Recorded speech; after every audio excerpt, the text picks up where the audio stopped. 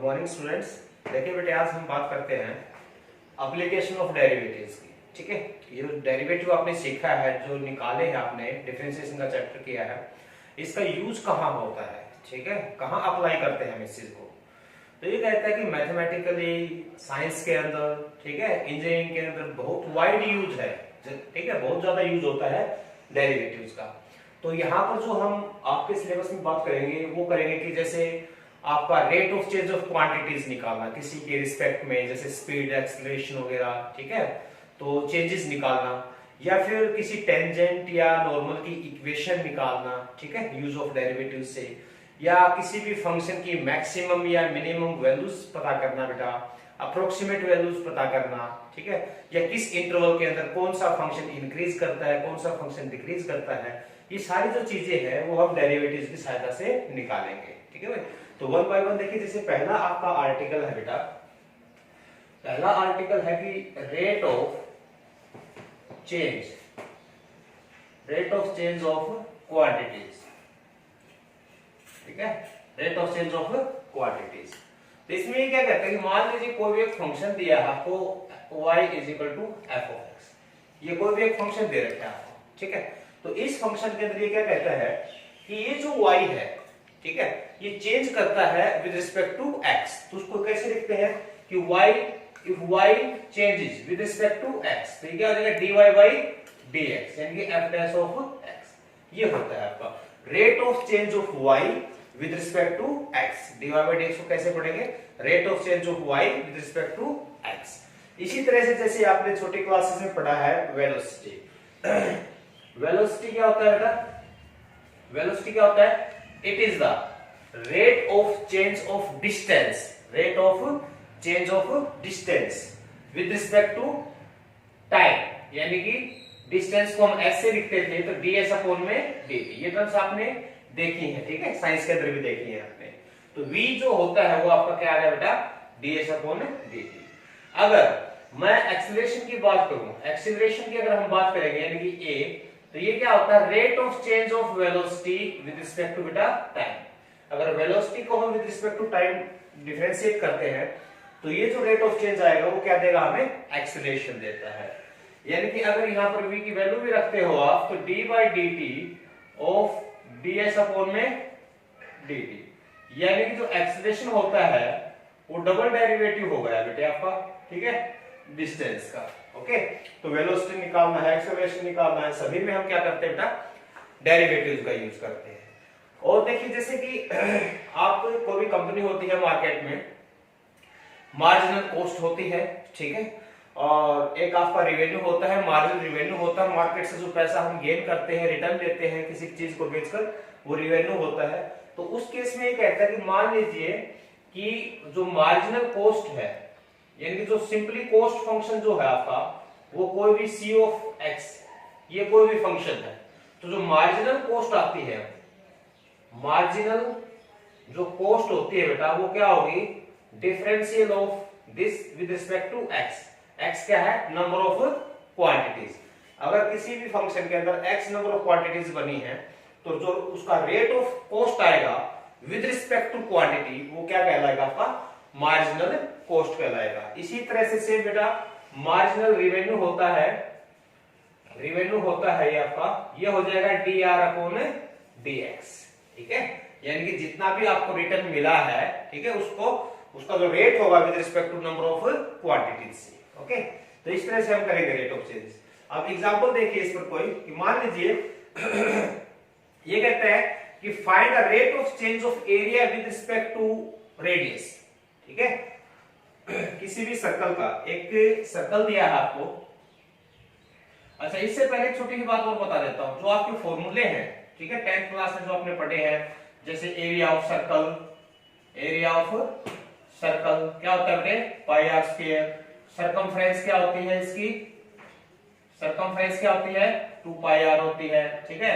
और area of sphere, ये क्या होता है आपका, 4 पाई आर स्क्वायर होता है, ठीक है। वॉल्यूम ऑफ स्फीयर क्या होता है, 4/3 पाई आर क्यूब होता है। ओके, और area of total surface area of cube, cube का क्या होता है आपका 6a² होता है। वॉल्यूम क्या होता है इसका, a³ होता है। तो इस तरह की जो यहाँ पे जनरल आपके फॉर्मूले हैं ये आपको याद होने चाहिए।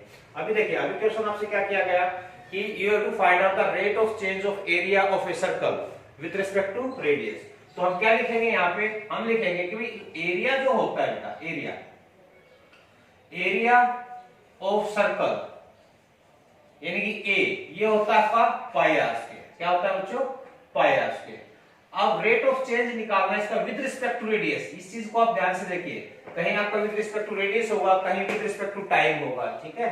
तो जिसके रिस्पेक्ट में आपको निकालना है उसी के रिस्पेक्ट में हम डिफरेंशिएट करेंगे। तो dA अपॉन में क्या हो जाएगा, ये dr हो जाएगा। ओके, r के रिस्पेक्ट में करेंगे। पाई कांस्टेंट है, r स्क्वायर का क्या हो जाएगा 2r। ओके बेटा, तो ये आ गया आपका आंसर, आ गया ये rate of change of area with respect to radius. ये क्या आएगा, r आएगा। इसमें आगे आपसे ये भी पूछ सकता है कि rate of change of area क्या होगा विद रिस्पेक्ट टू रेडियस, अगर रेडियस आपका 2 सेंटीमीटर हो, 4 सेंटीमीटर हो।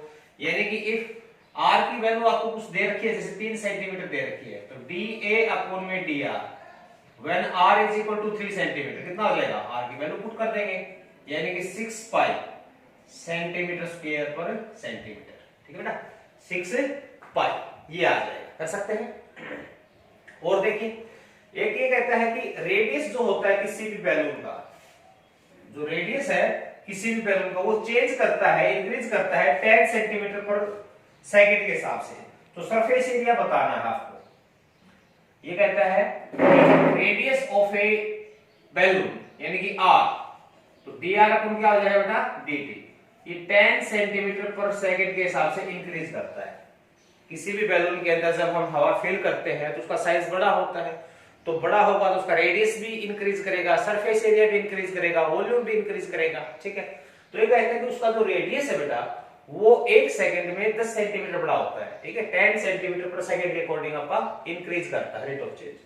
अब ये कहता है कि रेट ऑफ चेंज ऑफ निकालना आपको इसका एरिया, एरिया किस रेट से इसका इंक्रीज करेगा, जब r आपको 15 सेंटीमीटर दे रखी हो, रेडियस कितनी दे रखी हो 15 सेंटीमीटर, यानी कि उस इंस्टेंट के ऊपर जो रेडियस होगी वो कितनी होगी आपकी 15 सेंटीमीटर होगी। तो उसमें आपको rate of change of area निकालना है। तो बैलून जो होता है वो स्फेरिकल होता है बेटा नॉर्मली, तो हम यहां पर क्या लिखेंगे, surface area of balloon.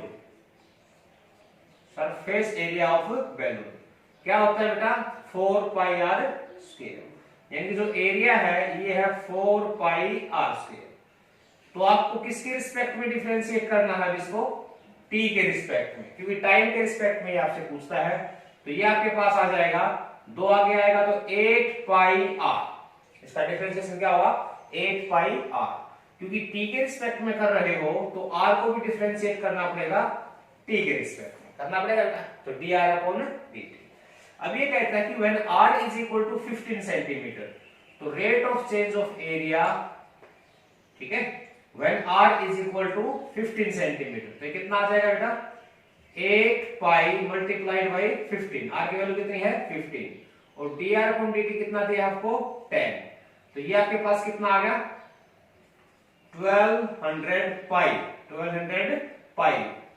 Area है तो सेंटीमीटर स्क्वायर, टाइम के रिस्पेक्ट में है तो पर सेकंड, यानी कि 1 सेकंड में 1200 पाई सेंटीमीटर स्क्वायर पर सेकंड। ठीक है, इस रेट से जो है ये आपका इंक्रीज करेगा। ठीक है बेटा, और देखिए आगे देखो बेटा, आगे ये कहता है कि किसी भी स्फेरिकल बैलून का जो रेडियस है वो चेंज करता है 0.2 सेंटीमीटर पर सेकंड, यानी कि rate of change of radius with respect to time.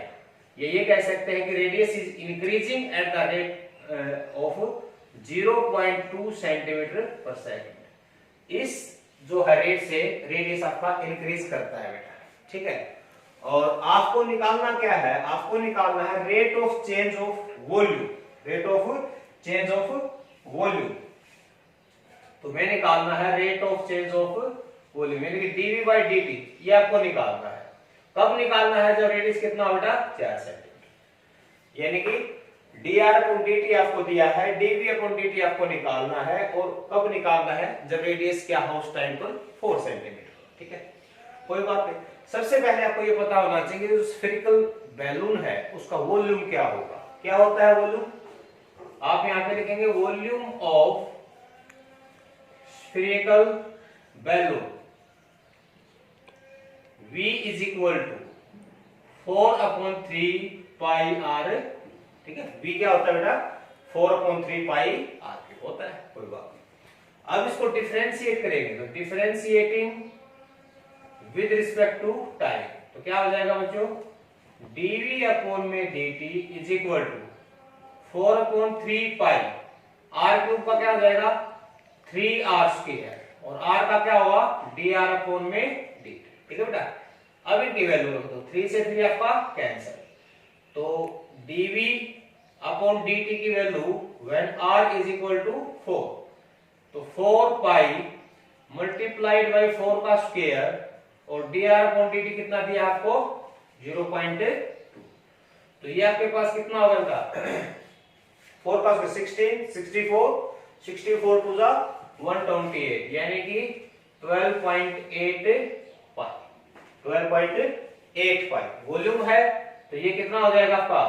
ये हो जाएगा सेंटीमीटर क्यूब पर सेकंड। ठीक है बेटा, इस तरह से निकालना है। सरफेस एरिया निकालना हो तो हम सरफेस एरिया भी निकाल सकते हैं ऐसे। ठीक है, नेक्स्ट डाउट देखिए, अगली प्रॉब्लम में कहता है कि कोई भी क्यूब है, आपके पास क्या दिया बेटा? क्यूब दिया है कोई भी,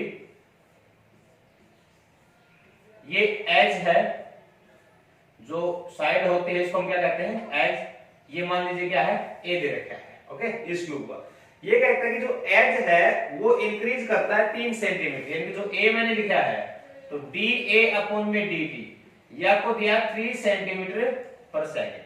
ठीक है बेटा, किस रेट से इंक्रीज करता है? ये 3 सेंटीमीटर पर सेकेंड, इस रेट से आपका इंक्रीज करता है।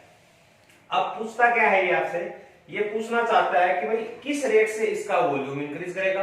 अगर एज बड़ा होगा तो इसका कंप्लीट साइज बड़ा होगा बेटा, तो आपका वॉल्यूम भी इंक्रीज करेगा और सरफेस एरिया भी आपका जो है इंक्रीज करेगा। तो ये कहता है कि इसका टोटल सरफेस एरिया किस रेट से चेंज करेगा ये बताइए, और वॉल्यूम किस रेट से चेंज करेगा आपको ये बताना है। ठीक है, और कब बताना है? जब एज आपका 10 सेंटीमीटर हो। किस टाइम पे बताना है बेटा? When edge is 10 centimetre. तो काफी आसान है। हम क्या करेंगे? हम लिखेंगे यहाँ पे कि भाई जैसे वॉल्यूम निकालना है तो वॉल्यूम ऑफ क्यूब, क्यूब का जो वॉल्यूम होता है भी वो होता है side into side into side, यानी कि आपका ए क्यूब। वी किसके बराबर होता है बेटा? ए क्यूब के बराबर।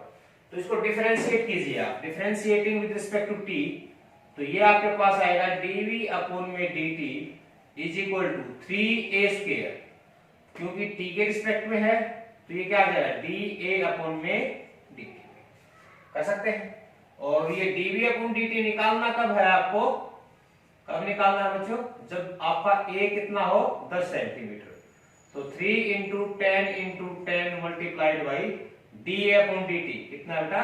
3, यानी कि 900 क्यूबिक सेंटीमीटर पर सेकंड। इस रेट से जो है ये चेंज आपका करेगा। ओके, जब सरफेस एरिया की बात करता है तो जो सरफेस एरिया होता है